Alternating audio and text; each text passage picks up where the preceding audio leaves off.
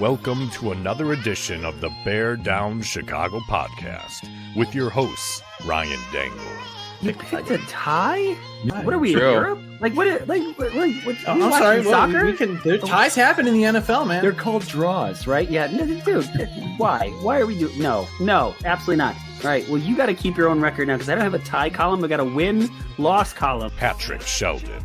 I say that because the flashlight emanating and beaming from the steaming pile of as today's game is David Montgomery. He is the flashlight in my pile of poop. Brendan Shagrew. So our buddy Brendan, who writes for USA Today, I have always screwed up his last name. Shugri? Shagrew.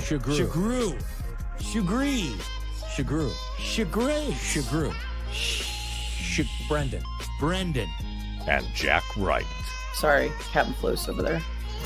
I'm not Captain Clue. So you're not excited, Jack? You're not excited about having Sarah Spain Yeah, on your wow. show, which is Maybe no, really I have talent. Is that what we found out? Featuring Cam Ellis. Once I was like trying to get a happy answer out of him, and I was like, "Hey, man, like, do you take out of these situations like what is it like to know that like you're this beloved that like these videos are going viral?" And he was just like, "I don't do it for that attention." And then they just took the next question, and I was just like, "Okay, like I'm gonna melt into my seat and never come back here ever again." And Logan Bradley. Bears, rich history defensively. Lot of good linebackers. First round draft pick, hell of a player, a Bear that is going to go down in history. Nobody's going to forget. I am bringing back Shea McClellan.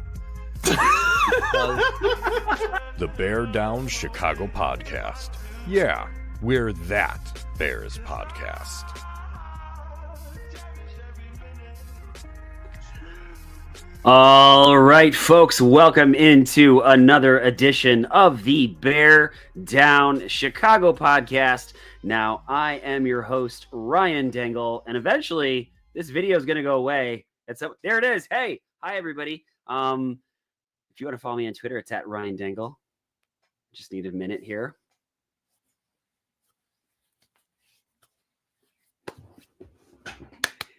He's gone. I'm sorry. I'm so excited. He's gone. So just wonderfully posted by this man, Logan Bradley. If you want to find Logan on Twitter, it's LBrad5. The bad man is gone. Logan, how do you feel about that? He's gone. It's nice. It sucks that this is the peak of our existence, is just seeing a man get fired from his job. But boy, oh boy, if there was ever a human being who didn't deserve to be in his position or role in any sector, organization, it is that Eberflus dork. And I'm so glad I don't have to say his last name anymore because it's just the worst to say. I don't know. I'll say this, Logan, it was good way to check me just really quick, because everything I've heard about him as a human being is wonderful guy, really personable, nice, good character, human being. And so in that regard, I feel bad for it, but this is a results-based business. And so good riddance. I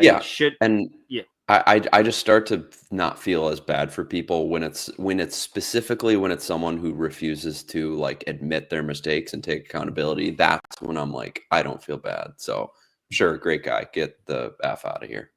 Yeah, please do. Let's bring the assistant editor of Bears Wire. It's Brendan Shagrew. Now, if you want to find Brendan on Twitter, it's at Brendan Shagrew. That's Sugrue. Now, Brendan, I'm celebrating. You were kind of making a face. Again, I do apologize to the human being, but are you not happy about this? No, I'm happy. I was confused. I was very confused as to what you were gesturing, what you were doing. I thought you might be having a seizure of some sort, so I was about to call somebody to come check on you. But thankfully, you were just celebrating the fact that the Bears fired their coach. So no, it's good. It's more relief than anything. I don't know if I was happy. I was just shocked that it actually happened, because everybody in the world, and I mean the world, saw that this needed to happen, especially after the Thanksgiving game in front of a national audience. But once the news conference happened on Friday, and I know we'll get into everything, I think everybody just was like, wow, this really isn't going to happen. Like, the Bears are just going to keep it as business as usual. And there I am in the middle of some leftover apple pie for lunch, because it's pie season and you can eat whatever the hell you want during the holidays. and I get the notification that he that he was fired, and I basically did the Michael Scott or the family, the gif where the family's eating dinner, like, okay, it's time to go, let's go, and they're just like shoveling food down. That's exactly what happened to me, where I'm like, yeah, just going into the office to start writing. It was like pandemonium on Friday. But yes, I'd say more relief than happiness, but it definitely needed to happen. We got to get to Cam, because Cam is on borrowed time, and I'm so excited to talk to Cam. I'll just say this again. They let him do a press conference, and then they fired him. That is, only the Chicago Bears could do that. And so let's bring to the stage, it's Cam Ellis. If you want to find Cam on Twitter, it's at Kingsley Ellis. Cam, before we talk about the bad man leaving the place, did you have a nice Thanksgiving? Is Thanksgiving still nice out in the Colorado area? Howdy, fellas. Yeah, Thanksgiving was great. I spent the Wednesday and the Friday out skiing with my wife, so that was great. Great. We got a couple feet of snow early on, so people are doing backflips here. So great conditions for November, so that was good. And then Thursday I worked a little bit, and then my wife and I had an extremely quiet dinner by ourselves with our dog, and there were no extended relatives or long days, and we just sat on the couch and had a very chill, quiet evening. So I loved it. It was great. Like people always say, "Oh, that's kind of sad." I'm like, I don't know, man. Like I was having a good time. That sounds wonderful. Like, yeah, no, wonderful. I love my kids. Like, I love my kids, but like that right there just sounds really nice. There's something a little weirdly like infantiling about being skiing while everyone else is like with their family and like with their kids or their grandparents. And I was like, yeah, like I'm skiing, I guess. Like I'm a real adult too, everyone. But no, it was great. It was good. It was a good week. Cam, Logan, don't let me forget, because I want to ask you about yours, because I know it was a big thing in Joshua Tree. I'm very excited to talk about it, but we have Cam for limited time. So Cam, the first thing that I want to hear is, because again, you covered the Bears for a while, but you're a bit removed from it, and you're more national media now than you are local media. So I'm generally very curious to hear, like, Brendan will give us kind of like breakdown of like what took place, but just your overall thoughts on like the Eberflus firing, Thomas Brown coming in, just like how this is being perceived in the national media. What are you kind of taking on this? I'm legitimately very surprised. And I know that's not really reinventing the wheel, but like I don't think anyone can sleep on the fact that the Bears never do this. Like literally never do this. This is the first time in history they have ever done this, and I think that carries more weight than people are even necessarily giving it. Like the way that Matt Eberflus went from a forgettable coach in the history books of the Chicago Bears to like legitimately one of the worst ever in a span of 6 weeks was remarkable. Like I have never seen someone lose their job that, maybe not quickly, but that thoroughly and that consistently. And it was just the same thing for 6 straight weeks, and it got so bad that the Bears had to take historical means to get rid of him. And like I think that people are going to move on to candidates and how good Thomas Brown is and what changes, and like I think it is going to get slept on just how I think Matt Eberflus is going to age so poorly with the Bears, and I don't think people are quite realizing how poorly they're going to age yet. Brennan, I know you wanted to talk about Bo Nix. Is there anything else that we want to ask Cam in particular about this particular situation? I mean, I do think that there's a conversation to be had. Bo Nix, Jaden Daniels, and Caleb Williams, and the fact that it's possible that we have 3 really good quarterbacks from the same draft class, which it doesn't really happen very often. Drake so I don't. Looks pretty good too. Yeah, I was about to say. So Cam, just in your thoughts, is Bo Nix mania warranted and a real thing? It is. It has gotten out of control out here. I mean, it is warranted, and I don't blame any NFL fan base for like going a little bit crazy when the quarterback plays well. Like that's sort of your right, and it's so rare to feel. I mean, like I'm not preaching the choir here. How rare it feels to like really feel like you have the guy and like there's hope again. So I don't blame anyone for kind of getting out over their skis when there is hope again. But yeah, no, I mean, he's playing really well. Like he's playing within Sean Payton's structure in a way that everyone was like, the best case scenario for him is he just understands Sean Payton's offense in a way that quarterbacks absolutely need to. And there are plenty of good quarterbacks that don't really get the Sean Payton offense that are still good, but not quite like reaching their ceiling because they're not doing the things that this offense asks for. And it seems like he is not one of those guys. Like, it seems like it really fits him for whatever the reasons are.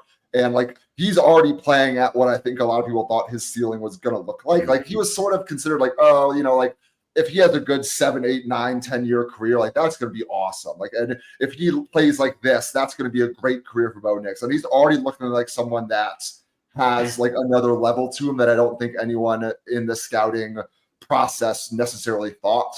So I think it's real. You know, I go back to Mac Jones's first year when everyone was like, Mac Jones is it. Like, the Pats got another one, guys, and he immediately cratered. And I know that like it's sort of the opposite of Josh Allen, where like you can't take one guy and be like, oh, this is how the trajectory is going to go for everyone. And he's kind of like the inverted Josh Allen in that way. But yeah, like I am swallowing a whole bunch of crow on Bo Nix because I was not into the idea at all, and like he has just blown my expectations totally out of the water.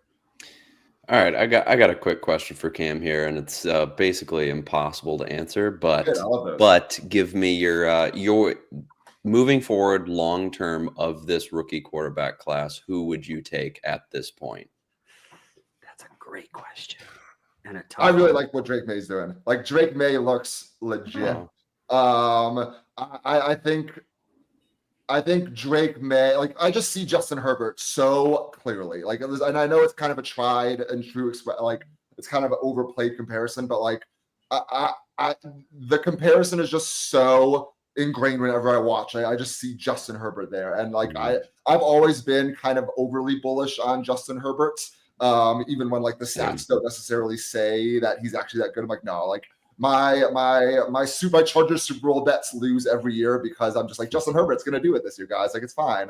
And I just see so much of that in Drake May.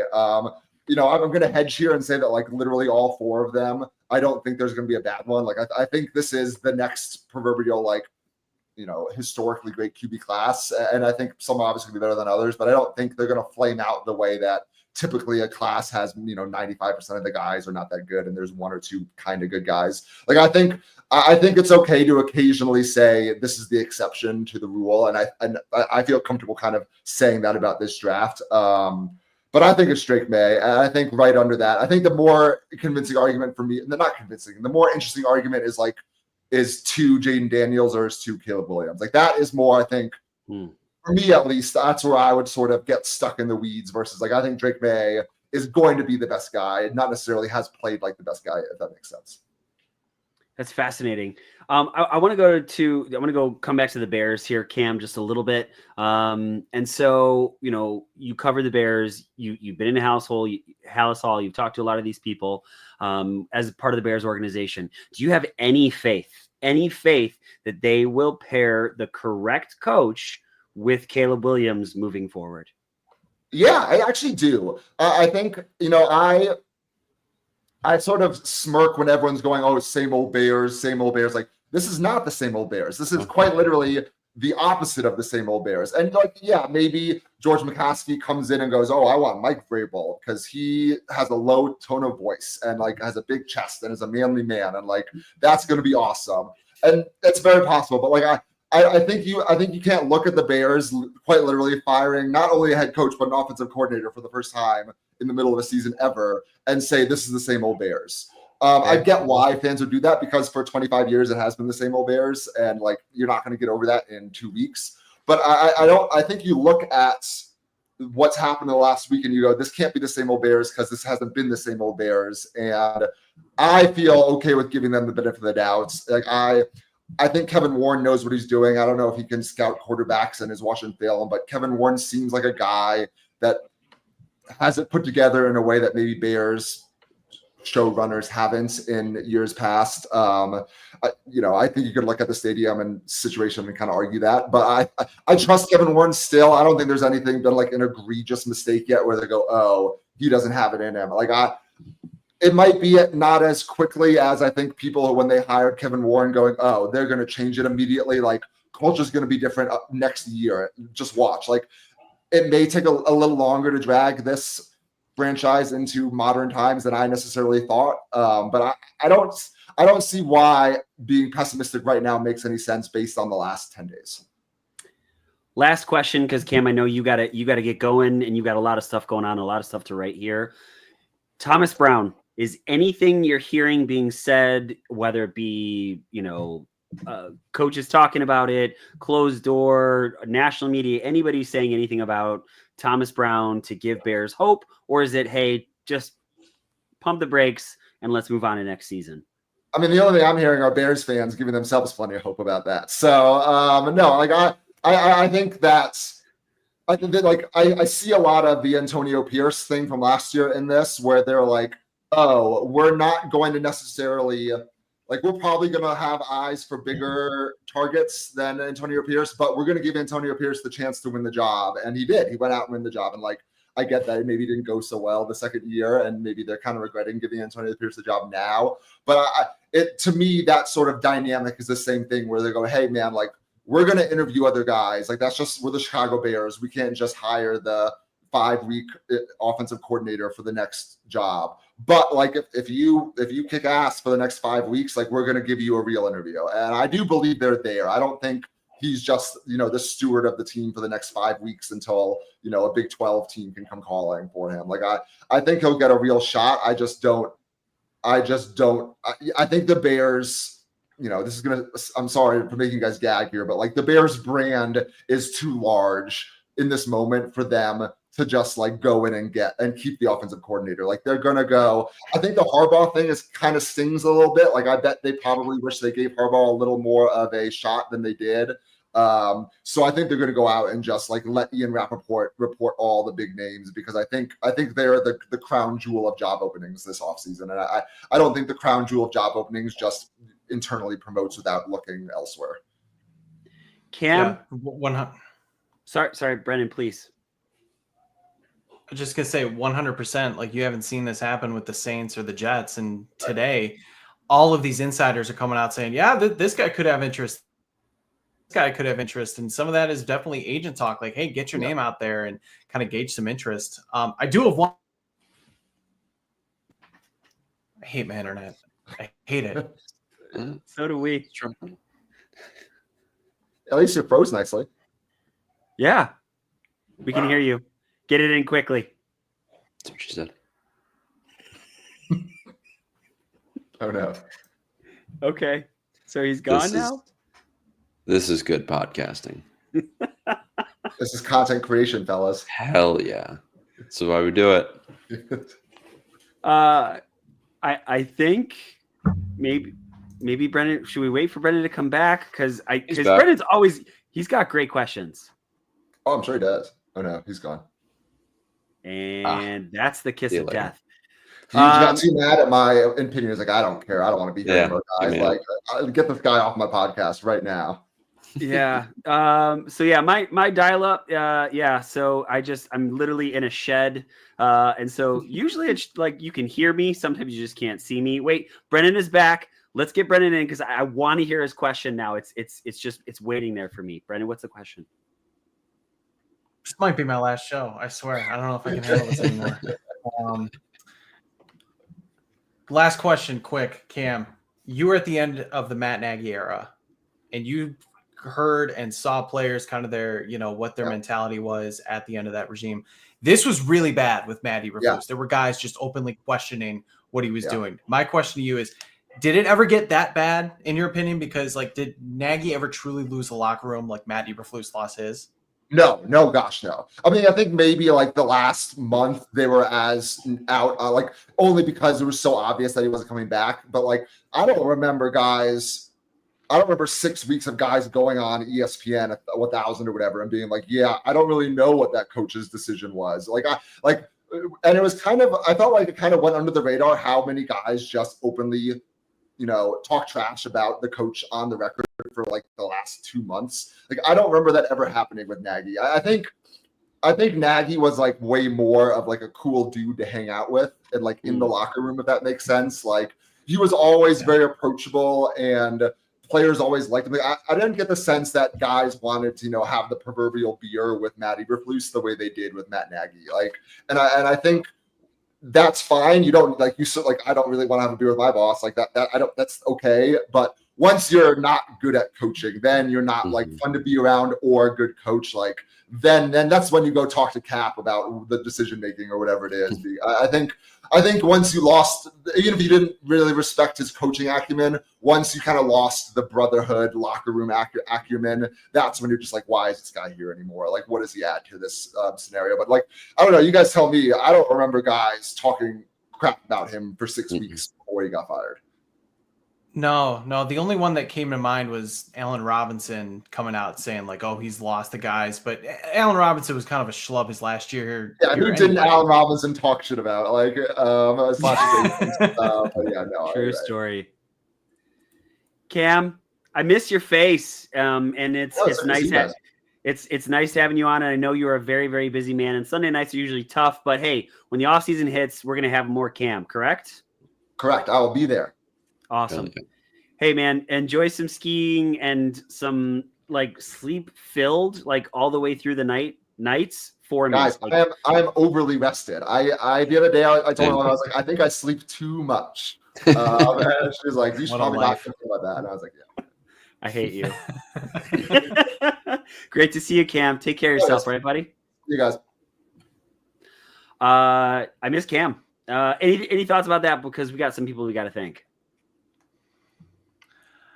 I just was glad to hear that he was not a Bo Nix believer. I really wanted to just rub it in everyone's face that I thought he would be successful, especially if he went to a team like the Vikings or the Broncos. And I had a lot of bad takes during my time covering the Bears, and it's nice to have one that's completely not about the team and about somebody else, but it actually come true. So interesting to hear, though. I was thinking, I've had a lot of bad takes. We've all had bad takes, right? It's do you have more good takes than you have bad takes? But if you go, like I was on the Roar of the Lions, and I was like, it might be a close game, much closer than you think. And if I don't remember how I phrased it, but it basically was like, if the Bears, or it's a close game, just know that the Bears will lose in insanely frustrating fashion. And then I also said that I think that they will fire Matt Eberflus because they have Thomas Brown. Hey, I got some things right. Doesn't happen very often. Let's thank some wonderful people because we got to do it so that we can keep the lights on. Attention Chicagoland investors and business owners. If you are looking for a commercial real estate expert, please look no further than our guy, Jeff Cadwallader at SVN Landmark Commercial Real Estate in Geneva. With generations of experience, Jeff specializes in office, retail, investment, and land properties. So for all your commercial real estate needs, please trust our guy, Jeff Cadwallader. Give him a call at 630-254-4734, or you can visit jeffcre.com today. Go and do it. Go and do it. What are you waiting for? Guys, Sheridan's Barbershop, a cornerstone of the Wheaton community since 1954, is where old school charm meets modern style. Located in the heart of historic downtown Wheaton, they have 6 master barbers ready to keep you looking sharp, especially for the holidays. Sheridan's is open Monday through Saturday, so it is easy to get a fresh cut in your schedule with appointments available online or by phone. So head to sheridansbarbershop.com or call 630-668-0137 and book your appointment today. And also, if you're a little bit further west, head over to downtown Naperville, where Hensel's Barbershop, a local favorite since 1966, offers the same unbeatable service with a crew of 6 skilled barbers. They're open Tuesday through Saturday, and they have you covered with walk-ins and appointments alike. Whether you need a quick cleanup or a full transformation, Hensel's has you covered. Sheridan's and Hensel's Barbershops, where traditional meets modern.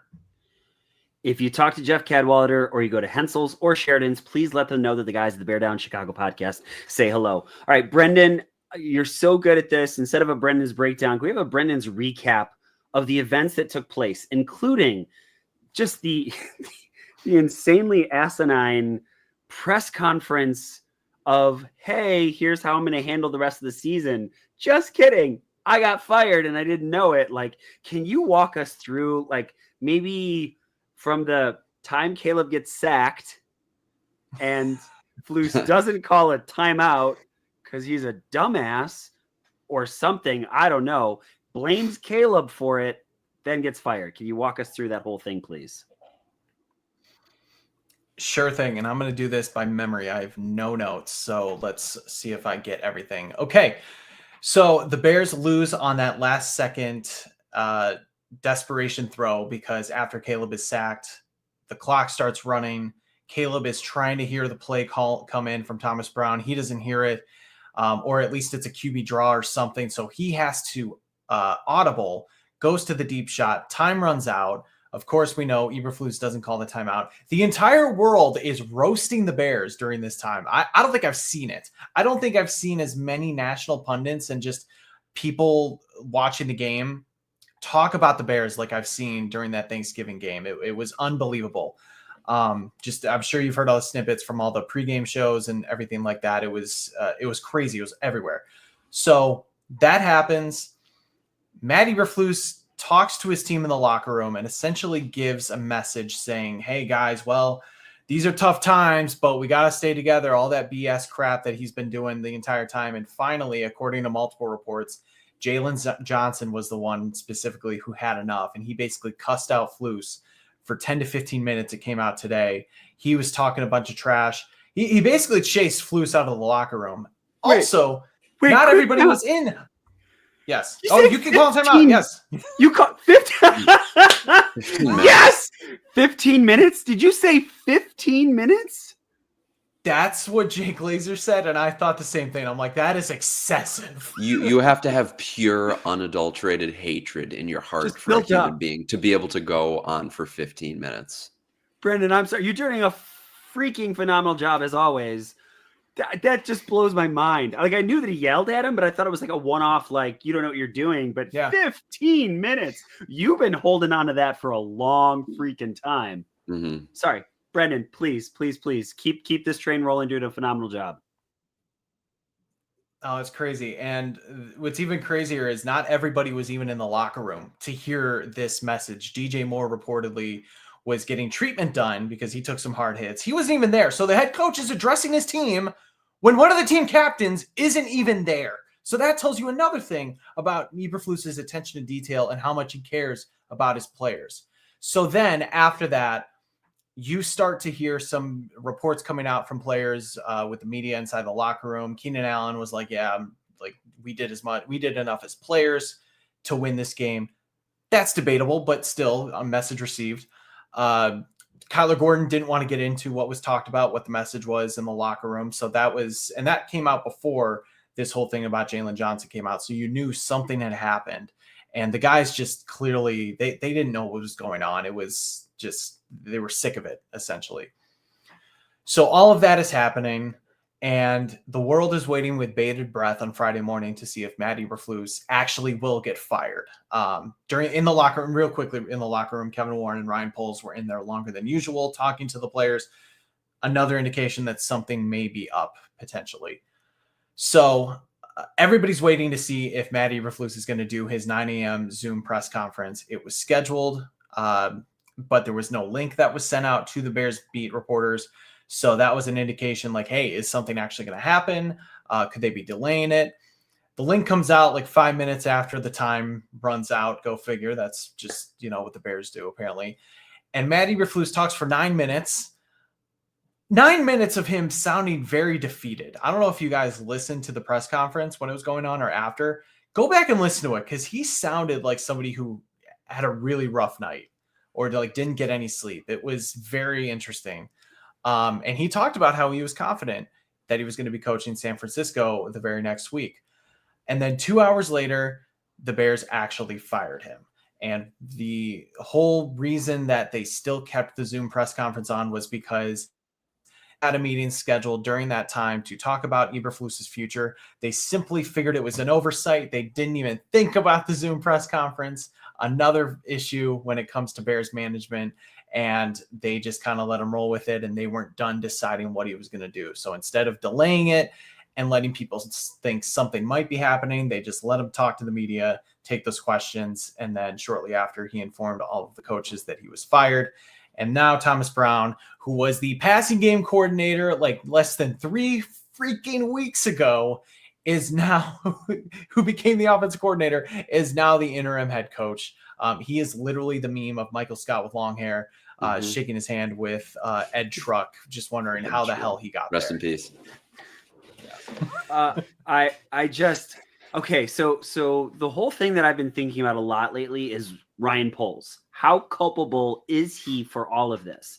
I mean, I think it didn't take a lot. There were very few people that said Matt Eberflus should be retained for this season. I sort of understand it simply because, it becomes another coaching carousel. You want to have some consistency. There were some things that he built on at the end of the season. I still thought you're an idiot for doing it. Especially when you have the ability to go get a game changer in that position. But now I'm starting to wonder, Ryan Poles has to, his seat has to be incredibly hot right now. I think it benefits him a lot. I don't think he had much of a choice in which to let Matt Eberflus go because it was another national embarrassment. And while the McCaskies are okay with incompetence in a lot of different ways, I think they don't like to be embarrassed on the national scale again and again and again and again and again. I don't know how you guys are kind of feeling about that. The whole, where do you feel in your security for Ryan Poles, your trust for Ryan Poles? Do you think he for sure has a job at the end of the season? Go ahead, Logan. It's funny how quickly things changed with Ryan Poles. It went from at the beginning of this season, everybody talking about the fleecing of the Panthers and all the, getting Caleb Williams through that, getting DJ Moore. He's, his signings haven't really worked out this year. It's just been like a slow trickle after all of these losses, and that's led up to this. And everything feels like Poles is going to be here and he's going to get a chance to pick quote unquote this next head coach. But the leash is about 75% shorter, I'd say, than it was before, and the patience is a whole lot thinner. So I still have faith in Ryan Poles for some reason, just because I love the way that he presents himself. I like, again, he has put us in a position to have a very talented roster, which no doubt still has some big holes that I think that he has whiffed on with the offensive line. So I think that he does deserve some benefit of the doubt, while acknowledging for sure that he mainly sounds like he was the one who wanted to retain Flus, and which has led to this just gigantic failure of a season. So I don't know what the point comes where you let go of Poles. Again, I think I lean towards he deserves a shot at picking this head coach. I hope Kevin Warren doesn't have as much of a role as I think he is going to have in doing so. But yeah, I don't know. Interested to hear Brendan's thoughts. Well, you're right. I think the leash is definitely shorter, and he has kind of burned some of that goodwill that he built up over the last couple of years. Some of those moves were game changers, but they also could be attributed to him working with lesser GMs. I mean, Scott Fitterer was atrocious at his job. He was terrible with the Panthers. And so he was able to take advantage of that. That doesn't necessarily make him one of the top GMs, make Poles one of the top GMs in the league. A lot of the reports are saying that Poles is safe going into 2025 and that he and Warren will work together to find the next head coach. Now, whether that's Warren leading it and Poles helping or vice versa, nobody really knows. I mean, there's conflicting reports out there. The verbiage is kind of weird. So take it for what you will. But what sounds like is happening is Poles is going to get his shot to pick his head coach with Warren, and we'll see where it goes. But anybody who's doubting Poles at this point in time definitely has reason to. I mean, the decisions to let certain guys go, like James Daniels, and then bring in Nate Davis to replace them, that's a bad look. The Larry Ogunjobi failed signing, his first true big signing, that was a failure with the physical. The Chase Claypool trade, all of that. I mean, some of his draft picks, Velus Jones Jr. in the 3rd round, when there were plenty of other capable guys to be had. So every GM's going to have misses. Every GM's going to have hits. But the thing is, like, if you get the quarterback and you get the coach right, a lot of those issues can be masked. And right now, he has not gotten the head coach right so far with Eberflus. And everybody wants to say that this was like an arranged marriage. And in some sense it was, because we know the Bears had interviewed Eberflus and a number of coaches before they decided on Poles. And they presented the list of final candidates to Poles to work with. It was Dan Quinn, it was Jim Caldwell, and Eberflus.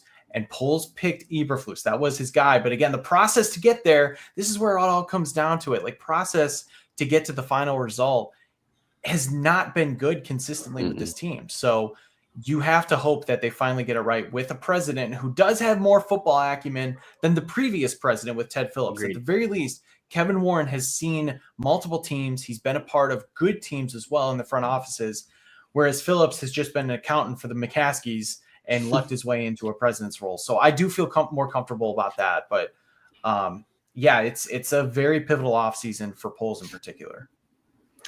One thing, just like whether it's Poles or not, like making the decision, just everything that happened on Friday with his firing and him going out doing a press conference and then, you know, being fired 2 hours later and they had to have this meeting or whatever.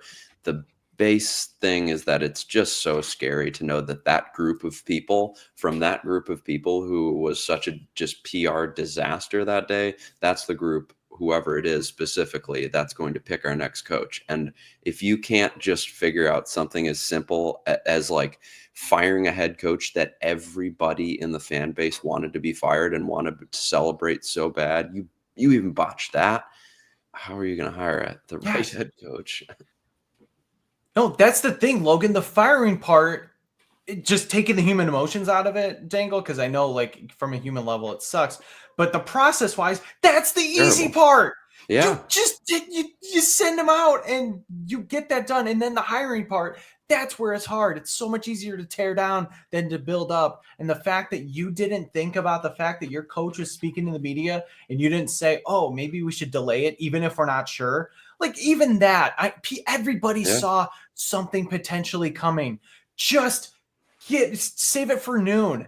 And then also the other thing that the Bears didn't do that I wish they did not have Ryan Poles or Kevin Warren speak to the media. Yeah, I'm sorry, but a statement, a statement doesn't do it justice when you get rid of a head coach for the first time in franchise history. The GM or the president needs to come out and say, this is where we went wrong. This is why we needed to do it. I'll take your questions, and at least, you know, own up to it in front of the media and give some answers instead of saying, we thank Matt for all of his years of service and blah, blah, blah, blah, blah. That was a failure. And, you know, for as in front of the media as Ryan Poles has been for the first couple of years, he's been missing. He's been missing lately. Why did it take a long meeting to make a decision that you already knew you were going to make? Like, that's the part. Like, okay, give me some excuse about, like, oh, we're having a long, like, closed door meeting. You know what you're going to do. It's how do you move forward from this position? And I'm just going to be that guy. You should have had that meeting the night before, or I don't know, earlier, something along those lines. It is a total and utter failure on so many different levels. When this team was 4-2, you're thinking, oh man, this is something, you know, Waldron, like, you know, I was begrudgingly like, okay, Waldron might be pretty good, you know, and just think about how the wheels have completely fallen off from this team, from this organization, right? It brings up so many questions. Now, guys, I think this lends to Logan. I think you were talking a little bit more about this. Where do we kind of stand on this, right? Is it the Warren versus Poles? So TJ Brooks, good friend of the pod, was asking essentially about, hey, are the Bears going to go after defensive linemen or offensive linemen first? He said, I only say Warren because apparently he gets to hire the next head coach, which technically makes him the GM now. Do you see a power struggle here? Is it like maybe Kevin Warren saying, ooh, Ryan Poles, come here, buddy. Like, we got to have a talk because you messed this up so bad that I've got to reel you in? Or is it just because it is a dysfunctional organization and this is how the Bears do things? Where do you guys kind of feel about this?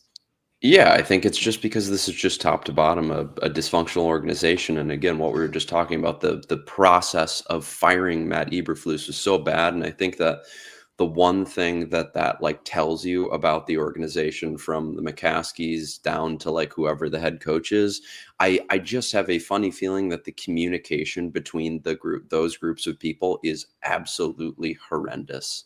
And again, just that I think that everything that went down on Friday speaks so much to that. And I think that the one thing that I don't want to hear about this coaching search is the hiring of like a third party, like we did back when we were looking for our last head coach, and you're hiring the crypt keeper Bill Polian to come in, who hasn't been the GM of a team since 2009, and he's going to come in, and I think that he wanted like Jim Caldwell, or was one of those like, could you find me a more boring goddamn head coach to potentially hire than Jim Caldwell in the year of whatever it was, 2021 or whatever? Like, holy shit, you needed to hire Bill Polian to tell you that?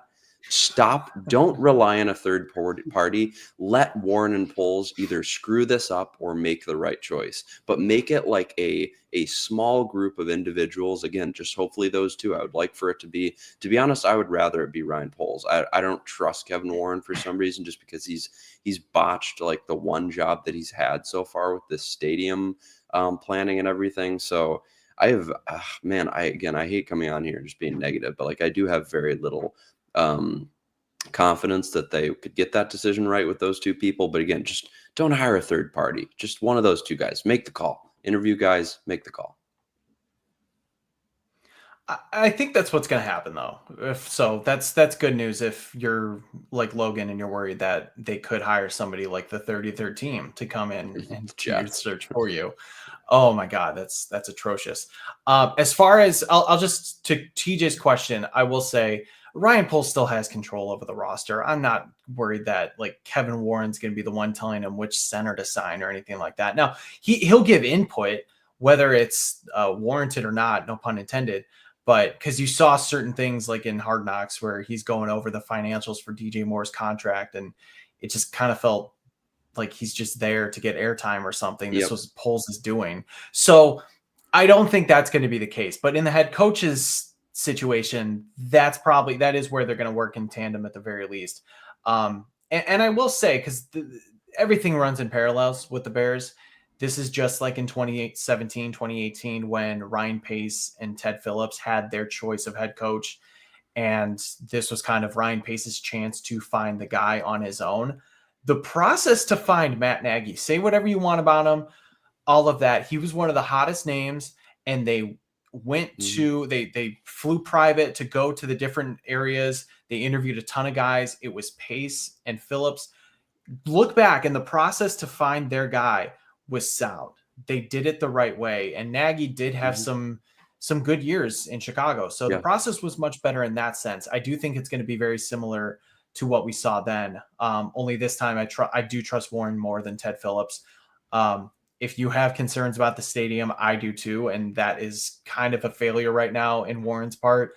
He hasn't done anything else to, I guess, make me think that he doesn't know what this is the weird thing. Like, he hasn't gotten the stadium situation right yet, but he also hasn't made any other mistakes to make me think he's fully incompetent. So I still have faith in him, but I understand everybody's frustration with it. I'm frustrated with it too. So I think that's what's going to be the process for this head coaching hire.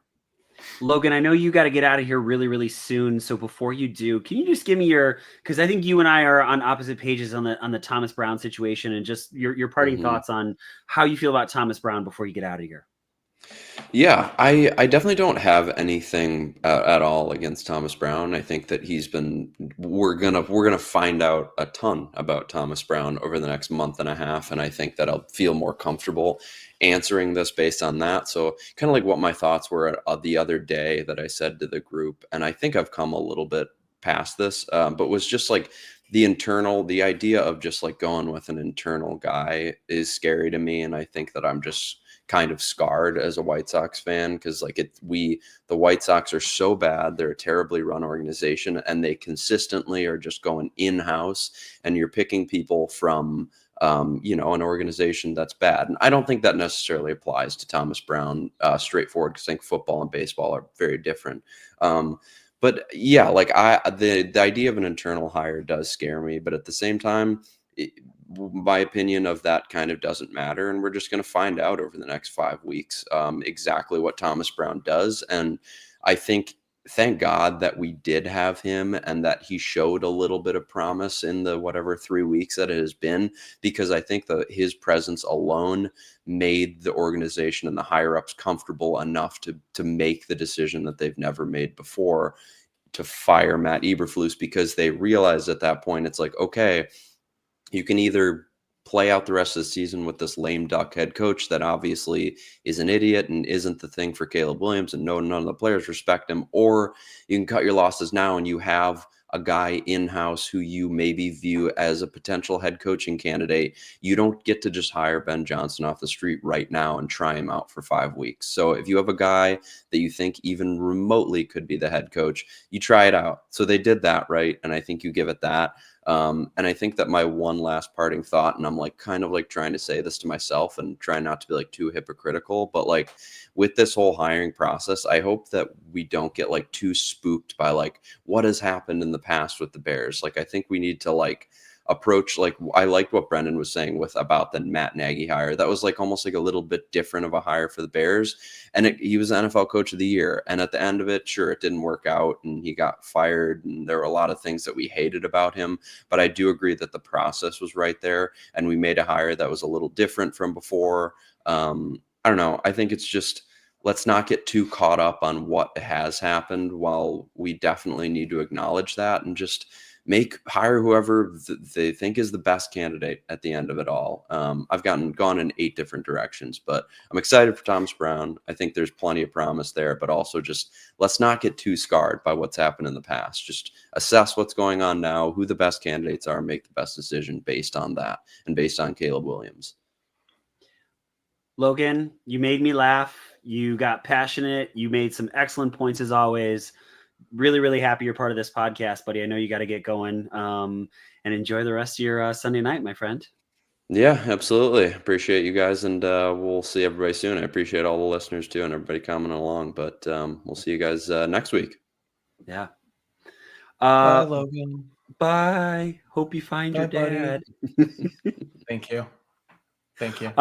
Okay. So I've been itching to say this, and I'm feeling you're going to be oppo about it, and I'm totally good with that. I need to get this out here. The Bears hire the wrong coaches. Period. They bring in the right coaches. They interview the right coaches. Right. It's a long-standing thing. Right. It was we going back to hiring Tressman, right? To not hiring Quinn, right? Whatever it is, they bring in the right guys, but they hire the wrong coaches, which is why this guy should have been their offensive coordinator, right? Or one of the other choices. Liam Cohen, which is now at Tampa Bay, was one of the guys they brought in, correct? Yep. Mm-hmm. Would have been a better choice. Obviously, Washington, Cliff Kingsbury would have been a better choice. Thomas Brown would have been a better choice. They didn't hire him. They thought, oh, okay, well, we hear lots of great things about this guy, but we don't really want him running an offense because then, we might be productive or something else along those lines. They hired the wrong guy, but he's almost pushed their hand because he's so good compared to what they've had that I think the Bears have done the most Bears thing ever. They've backed their way into a halfway decent coach. Now, I could be totally wrong, and they're going to lose every game for the rest of the season, and I would be totally fine with that. But this just it has me excited, Brendan, in a way that I haven't been excited about being a Bears fan for a while.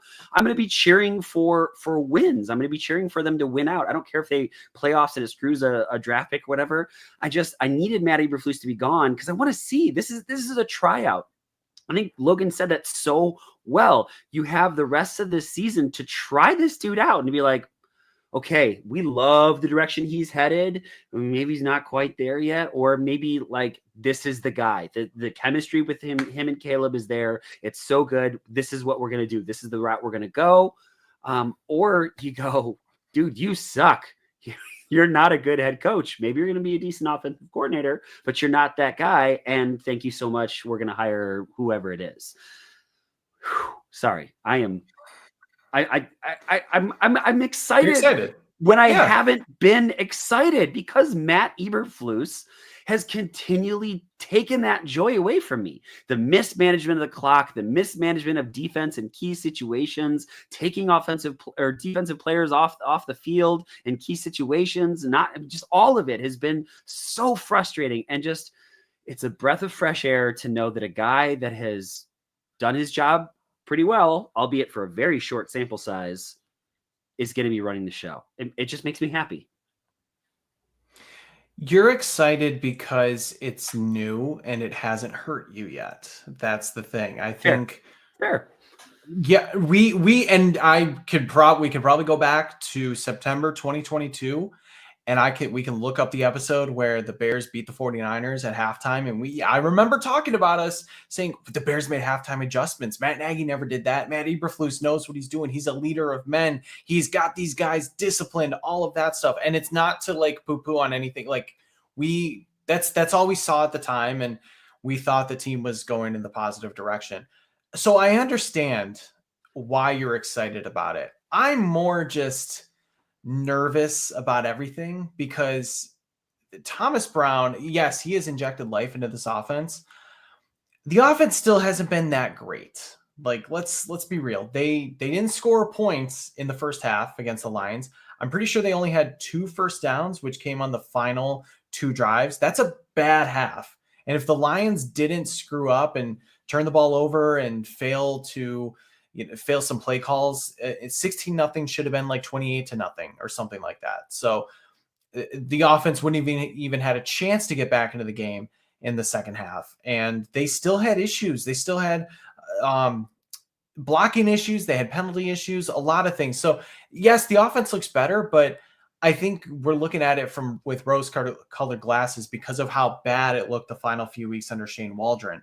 And I just worry that now we are putting a lot of pressure on Thomas Brown to not only run the offense better, which it has been, but now you have to run the whole team. You have to do it better than Matt Eberflus. And I really hope Caleb and the offensive progression that has happened, that doesn't falter. And clearly the Bears don't think that's going to happen because of what Brown has shown them.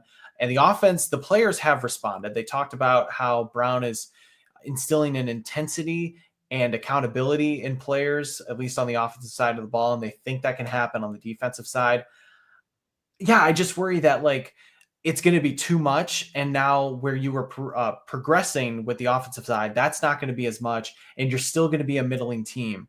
Part of me just wishes they went with somebody like Eric Washington or Richard Hightower and let Thomas Brown continue to do what he does with the offense. I just think he's put in a very tough position. Now there is a world where the offense continues its progression. The team responds under him, and he does have like a 3-2, maybe 4-1 finish to the year. I highly doubt it, but it's definitely possible.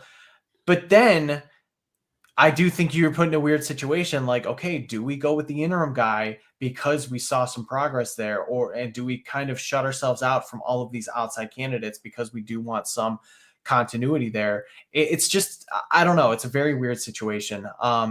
And I can understand why they didn't give Thomas a job as offensive coordinator going into the season. Like you mentioned, he was on staff and they interviewed him, but they went with Shane Waldron. Look, I don't know what the hell Waldron told them in the interview.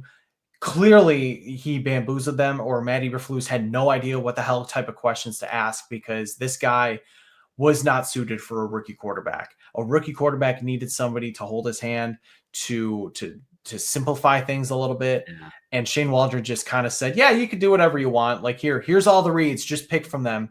And don't worry about cadences or how many dropbacks you need. Just wing it. Like, that's essentially what players were saying about Waldron. So and Brown was not great with the Panthers, and I think he's still like a year or two away from becoming sort of a prominent name. It's happened faster than I thought it would. So I guess I'm just saying I understand why he didn't get the OC job at the beginning. But yeah, that's just kind of my fears. Sure. I still am excited, maybe just not to the level you are at, to see how this team responds overall, because this team does have talent. It is a much more talented team that we've seen in the last few years, and they were being held back by coaches. And I do want to see how everybody responds to a new voice. The draft process, I am certain that it came up.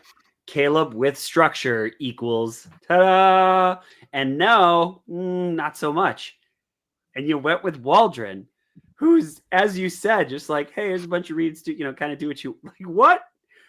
Which is why it's been so much fun to hear Thomas Brown again. My excitement is, I think, because Flus and Waldron took all joy out of my Bears fandom for a little while here. And Thomas Brown, you're right, hasn't been perfect by any stretch of the imagination, but I also don't think that's entirely on him. He's got a rookie quarterback. I also want to give credit where credit is due. The offensive game plan for Detroit in the first half was out freaking standing. Slow, methodical, continue the ball movement. There were no big plays. It was just like, hey, next play, positive yards, positive yards, positive yards. Everyone were sitting down at Thanksgiving going, there's only 7 minutes left. Like, where did all that time go? Do you know what I think? And so, again, I'm not trying to make excuses. I don't think Thomas Brown is God's gift to it, but I just like, there's part of me that goes, what if he's the best coach that they've had since Lovey? What if, big if, it would be the most Bears thing ever, because they backed into it because they didn't actually pick him. He just happened to be on staff, and they're like, oh, you're pretty good. Why don't you try it? Oh, you're really good. Let's keep you. There's so many what ifs here with him. It's the excitement of the let's see what happens instead of, I know Matt Eberflus is going to call some dumbass shit at the wrong time, and we're going to lose in terrible fashion. Last thing I want to say, because I really want to hear your thoughts on this, Brennan, is over the last 3 weeks, right, where it's been like pain crushing, awful losses. I've been watching people with like that aren't diehard Bears fans, and they're like, "Oh, we're going to win this game." I'm like, "No, we're not. Just wait." Just wait. It's like that perfect gif of what's his face at the gallows going, first time. Yeah. It's so perfect. Like, dude. So sorry, I talked a lot. I really want to hear your thoughts. No, I mean, you're right. I'm very happy that we should not see a disastrous, close, unbelievable loss anymore, because that was the calling card of Matt Eberflus. And then hearing the head coach talk about, well, I wouldn't do anything different because the process was sound and yada, yada, yada, and, make things even worse by doubling down on it. I mean, it's just... when you say the Bears could have their best head coach since Lovie Smith, I mean, I just don't know enough about Thomas Brown to say whether that's going to happen or not. Like, we are going to learn a lot. We are going to learn a lot how he handles in-game decisions, because Matt Eberflus couldn't make a challenge to save his life. We saw it again on freaking Thanksgiving, where he couldn't get that one right. I want to see how Thomas Brown handles things from the sideline, because he was calling plays from the booth. And I know a few people have jokingly said, well, can he coach from the booth and just have a designated flag thrower and all of that so he still can call plays? Because he will call plays still. I think that'd be hilarious, but it doesn't seem to happen. How is he in 2-minute drills? Like, these are things I want to know. And again, because it's new, it is exciting. It's going to be hard to get worse. And I do wonder, from the defensive side, now that Eric Washington is going to be calling plays, presumably, what does that look like? Is he going to call more blitzes? Is he going to, show a little more disguises and different coverages and things like that? Like, what are we going to see from him? So just the newness, I do feel your excitement there. I really do worry that, this is going to be too much, and Caleb's play is going to suffer a little bit. But at the same time, I mean, the kid's resilient. He's lasted through a lot. He's seen 2 prominent coaches get fired. And that's something also, we should talk about too. I really, and I tweeted this earlier a couple days ago, I do hope that somebody sits Caleb down and just kind of talks through this, because look, he probably sees it like everybody. These 2 guys were incompetent. They weren't helping him. His teammates were probably saying the same thing. But at the end of the day, he is, right or wrong, he's partially responsible for 2 guys losing their jobs as a rookie. And that can be tough. Like, that could be really tough to swallow. And he talked about when Shane Waldron was fired, he's like, look, that guy's a family. And he's fired because of things that I didn't do well enough, even though he was not putting the right decision. That wears on a guy. So to have it now happen twice, I really do hope that somebody kind of talks to him and says, like, look, you're going to be okay. It's okay to feel sorry about this, but you got to keep moving forward. I just think it's a tough situation to be put in, but yeah, you're right. It would be very Bearsy if they just kind of lucked into it and had the guy the entire time who was buried on the coaching depth chart and suddenly shows that he's capable. But as we talked about earlier with Cam, I'm very encouraged about all of the names that are being talked about as possible options, and more are going to come out. It's really the ones you don't hear about that I think are going to be very interesting, because even today you've heard Marcus Freeman, Mike Vrabel, Ben Johnson, Aaron Glenn, like all of these guys coming out of the woodwork to to sort of throw their proverbial hat into the ring. It's going to be a really interesting few weeks where the interest is going to show, and the Bears really can't do anything until January. So it's kind of a wait and see game. Well, now they can for sure get ahead of things. The only thing I want to say, I think Jalen Johnson might be the guy that Caleb needs to put his arm around his shoulder and be like, bro, I'm yelling at this guy because we know it's not you. And I think his teammates know that it wasn't him, because, in this terrible game, like he's done almost every single game, he's put them in the position to win the game almost in every single situation. Clearly that in the Lions game, that wasn't the case, but with a timeout properly called, a good play to get 10 yards or something like that, they kick a field goal, you make it overtime, you never know what happens. I mean, I am feeling more and more confident every single time I watch Caleb throw the football that he is the real deal, and that this organization hasn't broken him yet. Makes my heart happy, and to know that some of those guys that you just talked about are available, I think is really exciting. Is there a name? Is it here? Let's do it, because I've got it ready to roll. Wait for it. Sorry. True or false? Next season is Ben Johnson or bust for you, Brendan. And for all of you in the comment section, please chime in on this one. I want to read your thoughts on this one. Yeah, right now, this is tough because I do want to kind of dive into other guys, and I think the interview process is going to be very interesting. Ben Johnson is clearly at the top of the list, and I think there's a gap from everybody else. So I'll say false, just because I'm an open-minded individual, and I think there is more to a head coach than just, being a good play caller, because that was Mark Trestman for a bit. Mark Trestman could call plays well, but he was a dolt when it came to everything else. Now, I'm not saying Ben Johnson is like that. I've seen his press conferences. I think he's fine. Like, I think he can, be that quote unquote leader of men. Can you still hear me? Oh yeah, loud and clear. You sound great. Oh, buddy. good. Okay, God, I'm so jaded about my internet. I'm just listening intently into what you have to say, Brendan. You know your bear. You know your Bears, buddy. So I'm literally listening what you have to say.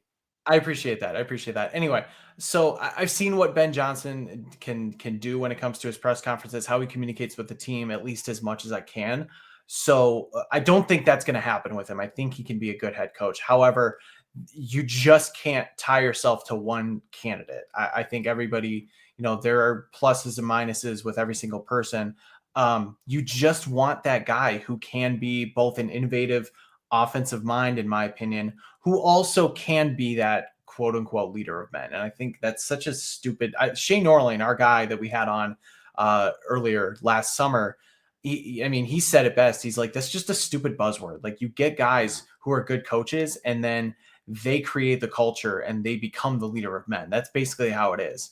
So I will say false in terms of Ben Johnson or bust, but Ben Johnson is the one guy I want to zero in on while still keeping an eye on what's happening elsewhere. I mean, look, real quickly, the last thing I'll say, Washington Commanders, everybody thought that was going to be Ben Johnson or bust. He pulls out of the interview and they go with Dan Quinn, and everybody's like, oh, great. Like we got the retread coach. That's what everybody wants, huh? They're doing pretty good. So just open-minded. You got to find the right guy for this team and who is going to build the right staff for Caleb Williams. Man, Brendan, some really, really, really great points there to think about. You know, he is a big personality. And I think it was Matt Vanderzand, who's in the chat, who said the Bears hire milquetoast. They're like these high character, like, right, Matt Eberflus style guys. And it just, you know, Matt Nagy, high character, good guy, good human. Mark Trestman seemed like a really good human being. Again, like, just go down the list. John Fox, right? Seem like good guys. You need someone with a little fire, and apparently all the things I've heard about what Ben Johnson says in the sidelines is that dude is absolutely a big personality. And so I don't know, man. I think that TJ Brooks, I think I love your comment. I think it'll be a bust. I don't think Chicago lands him. I don't know, man. It just doesn't seem their style. But again, the Bears have never, ever fired a head coach or an offensive coordinator in midseason, let alone both. And so maybe this is a new Bears with a new decision. He definitely would excite me just with all he's done. But I do, and maybe this is irrational, but I do have a little bit of fear. That team is stacked. They have one of the best offensive lines in all of football.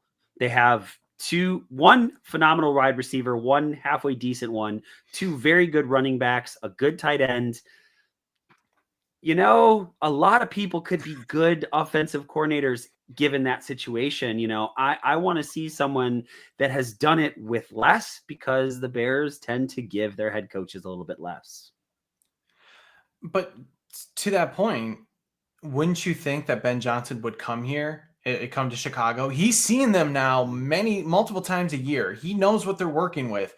And he can tell Ryan Poles, these guys up front, they ain't going to cut it. We need to rebuild the trenches, and we need to do that because this worked in Detroit. And guess what? Caleb Williams is, I don't want to say 10 times the quarterback that Jared Goff is, or at least will be, I should say. Not is. He's not now, but Caleb Williams has the potential to be much, much better than when Jared Goff is with the Lions. And you would think that Ben Johnson would look at this situation and say, we need to fill those trenches up because that's where the success begins. And Ryan Poles, being that former offensive lineman, should agree. Now, we know that hasn't always been the case because he's misspent when it comes to getting guys like Nate Davis and not finding a permanent center or anything like that. But I would think, if anything, Ben Johnson would come here and just look at that and feel like I need to do that better. This is a very attractive position. There's no two ways about it. Like the national media people are talking about it, but it doesn't take. You watch that kid play, you can already tell it's special. The fact is, maybe you bring Keenan Allen back, but if you don't, you still have DJ Moore, Rome Odunze, Cole Kmet, DeAndre Swift's having a hell of a year. Do you know what I mean? Like walking into that as an offensive-minded coach. But more than anything, you have a quarterback that has special ability. Like it's not like, well, Justin Fields can run really well, and I might be able to be the guy that can tame that Bronco, so to speak, right, or whatever, that wild horse. This is so different. This kid is special. He's a phenomenal quarterback. Man, with my system, he could be even better. We could get this done here. Yeah. So I hesitate to say this because I want to just put everything aside from the quarterback, but I continue to see parallels between the 2017 Bears and 2018 Bears, because if you look at that 2017 team, that team was building talent on it, and they overhauled a lot of it going into 2018, but still, like, they got the offensive head coach. They had a decent line being built. They had a decent defensive line being built. They had young guys in the secondary, Kyle Fuller, Eddie Jackson, Tariq Cohen was a rookie in 2017. Cody Whitehair was an up-and-coming offensive lineman. Charles Leno was, I could go on and on. Right. And then you get Matt Nagy and they ascend to a much better level. Now, the issue is, of course, that's why I put the quarterback aside, because everybody thought that Mitch Trubisky was going to be that next great quarterback potentially, or at least they were hoping he would be a good quarterback. Obviously, that didn't happen. Caleb has shown much, much more. So back then, the Bears were a very attractive job, and Nagy took that job over the Colts. Like, he was a finalist for that job, and he took it over them. And there were a ton of Colts fans who were very, very upset. They had to pivot. I could definitely see that happening again. So the people who say that Ben Johnson's not going to come to Chicago, he wants X, Y, and Z, I just think that is the old Bears, like you said. They are doing things a little bit differently. And while I have panned the PR issue when it comes to press conferences and Kevin Warren's involvement and all that, don't underestimate Kevin Warren's ability to sweet talk people. Like, he does say the right things, and he's plays the politician role well. I give him a lot of credit for that. Agreed. So I think he can bridge that gap where Ted Phillips failed, and to bring in the guy who does have questions about the ownership and, how things were done in the past. Kevin Warren does a lot of things that we talked about. He's not succeeding so far. I don't want to say he's failed, but he's not succeeding with the stadium right now. But I think he can, bridge that gap when it comes to some of these higher end candidates who may be a little bit iffy about coming to the Chicago. And last thing I'll say about that is, a couple weeks ago, Adam Schefter put out that he was kind of hinting that Ben Johnson is going to be selective where he goes, and Chicago may not be that place because of the dysfunction that's been shown there. He came out today and said he pointed at Ben Johnson having interest there, and he was very animated about it, I would say. And I don't think he did that on accident. So clearly, like we said earlier, people want to get their names out there for this job. I mean, I think, Brendan, we could go through each of the candidates, but for me, it's way too early. It's way too early to do that. So how about this? Because I know you're itching to do it just a little bit. You said that there's a couple maybe under the radar candidates, but why don't you give me 2 or 3 other people that are not Ben Johnson that you're saying, hey, watch this guy, think about this, as this process starts upcoming and we start thinking about all that sort of stuff. Give us those. And then I got a couple other questions related to the rest of this season.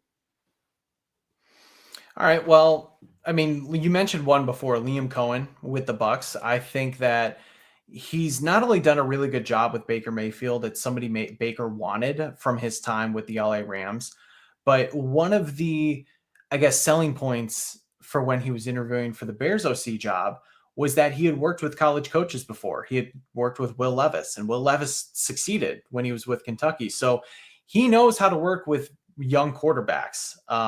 And so I feel like from that standpoint alone, that makes him a good fit. But also look at how the Bucks managed their, I don't know, did you see the end of the Panthers-Bucks game? I didn't. I missed it. Okay. So Bryce Young scores the game go-ahead touchdown. They get the 2-point conversion. Or maybe they missed. I don't know. But anyway, it was a 3-point game with 30 seconds left in the fourth quarter. Baker Mayfield drives them downfield. And you know what they did? Brian, you know what they did? They called 2 more plays with under 10 seconds in a timeout to get closer for a field goal. They didn't settle for that 50-yard or whatever for Chase McLaughlin. They got as close as they humanly possibly could. And I know Liam Cohen played a big role in that. And they ended up going to overtime and they won the game. So that alone, that's a huge issue. That's a huge thing that we just obviously haven't seen with previous. All you got to do is put on the Bears tape and go, hey, don't do this. Don't do this. And you might be a good head coach at some point. How many times have we heard that this year? Literally multiple teams have said, yeah, we're going to show the Bears on what not to do. I still am trying to get over the fact that Minnesota Vikings were like, oh, we saw what the Packers did and they didn't change it. You're like, they didn't change what the one that lost them the game. You didn't change it. Oh, okay. Got a week to figure that out. Sorry. All right. So Liam Cohen. Yes. Liam Cohen. The other one that I'm very intrigued about that I have been intrigued by for quite a long time is Joe Brady. He is the Bills offensive coordinator who are currently up 21-3 on the 49ers. So the thing I like about Joe Brady is he is a very young guy, but he's seen a lot in a short amount of time. He played a big role, of course, in Joe Burrow's historic season with LSU. He goes to Carolina. He worked with DJ Moore. He actually got a good year out of Teddy Bridgewater, Robbie Anderson, and that Panthers offense under Matt Rule in 2020. I think that was 2021 or 2020. No, it was 2020.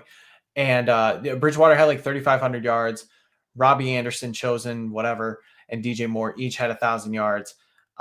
So he's seen some good. He was then fired as part of that staff. So he's seen some bad.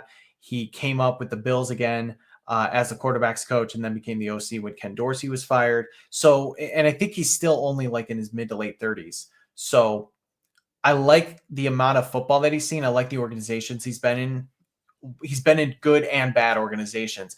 Kind of reminds me, at least from the situation type, like Kyle Shanahan, who was with the Browns for a couple of seasons. He was at the end of the Redskins Commanders that 2013 year when his dad kind of flamed out a little bit. But then he went to the Falcons as the OC and turned Matt Ryan into an offensive or MVP, I guess. So I like guys who have seen both ends of the spectrum where it's like they've been in bad situations and they've been in really good situations. So I want to see what Joe Brady does. And yeah, there's a ton of other guys like Drew Petzing with the Cardinals. He's getting play a little bit. We talked about Aaron Glenn with the Lions. Lions have two very, very good coordinators out there. I don't buy the Marcus Freeman hype that's been coming out today. I think that's they lost to NIU, my wonderful alma mater. Like, stop it.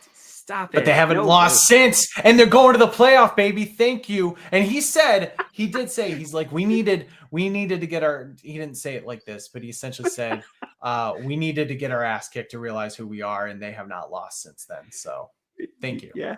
NIU, I'm happy to do it for you guys. Let's just play a fun game, Brendan, a very fun game. So 49ers, let's just pretend they lose badly tonight, which is the death of my fantasy football team too. Sorry. And then let's say the Bears rally behind this new interim head coach and he beats up on the 49ers. Bears get a moral victory. And now the 49ers say, we're going to let Kyle Shanahan go. Does that dude then bump to the top of your list immediately? 100%.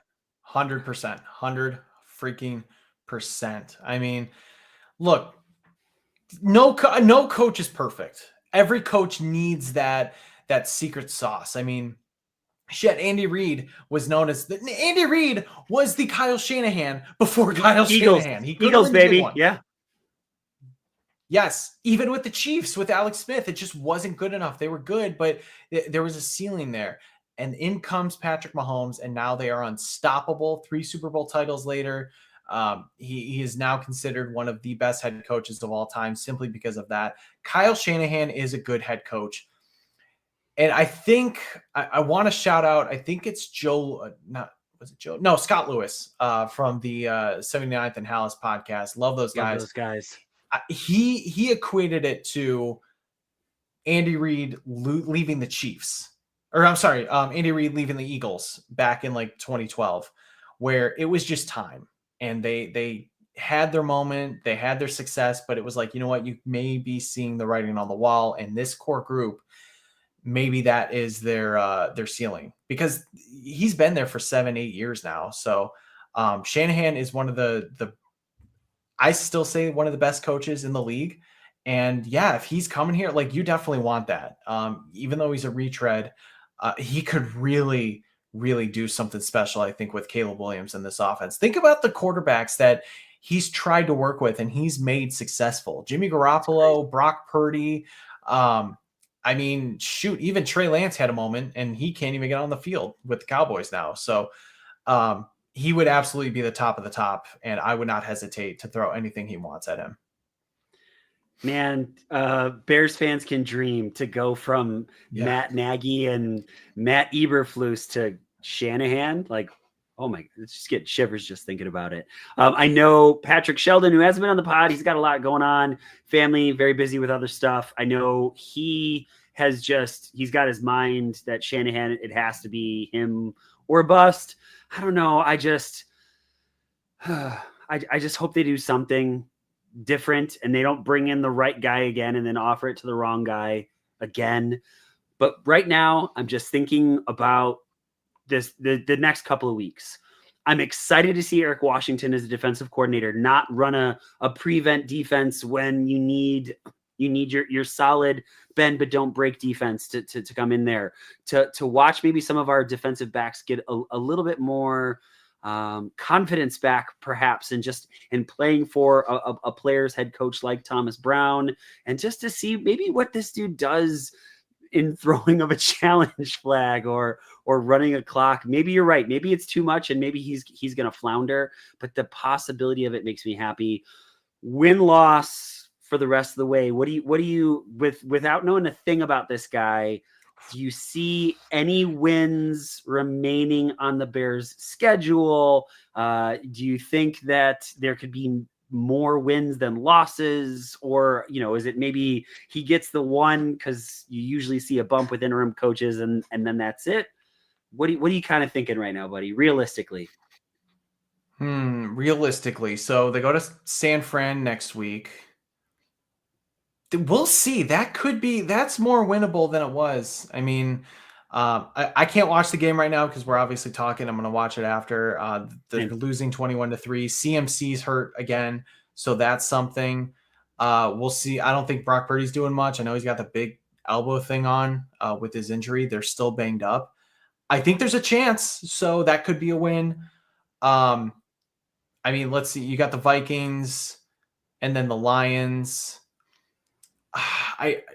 Lions could be. I mean, look, I've said it for a long time. Jared Goff in cold weather sucks, and they were very close to winning this last game.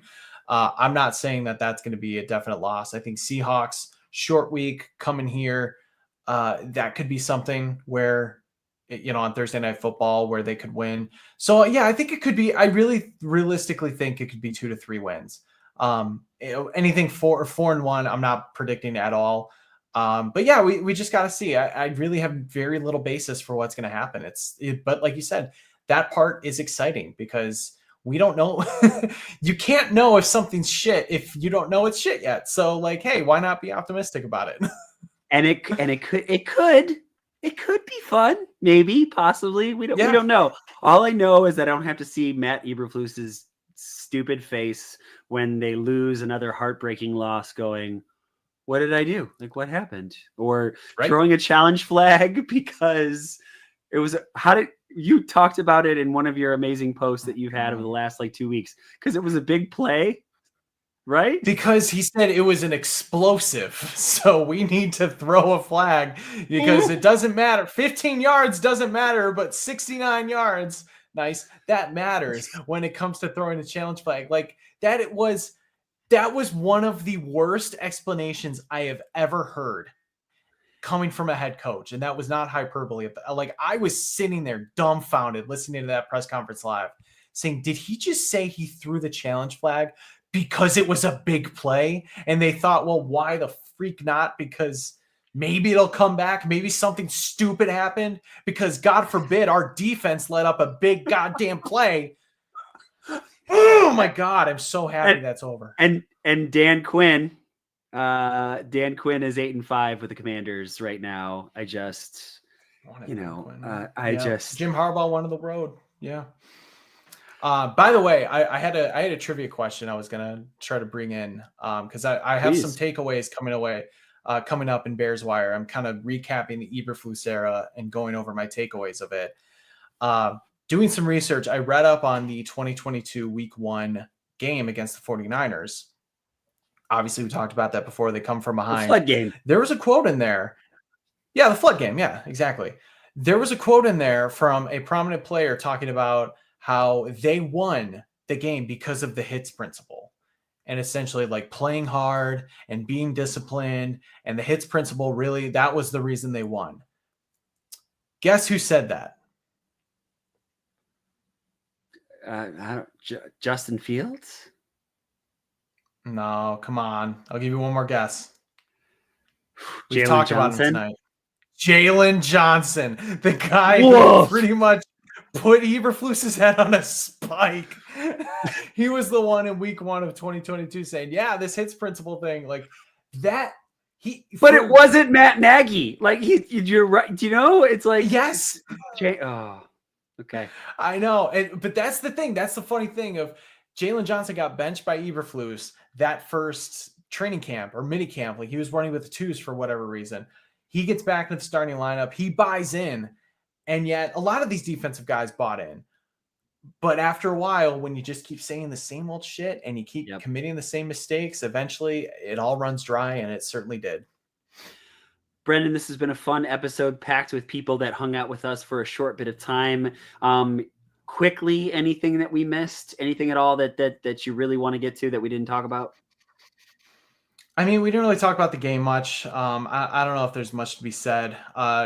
Caleb Williams is pretty much breaking every single Bears rookie record, and he's on pace actually to become the first Bears quarterback ever to throw for 3,000 yards or more, at least 20 touchdowns, and less than 10 interceptions. No Bears quarterback has ever done that. So that's pretty cool. I mean, I know it's not like the 4,000 yards a lot of people thought. He is on pace, I think, for like 3,500 yards, but yeah, he's passing the numbers test and he's passing the eye test as of late. He also has broken the rookie record for consecutive passes without an interception.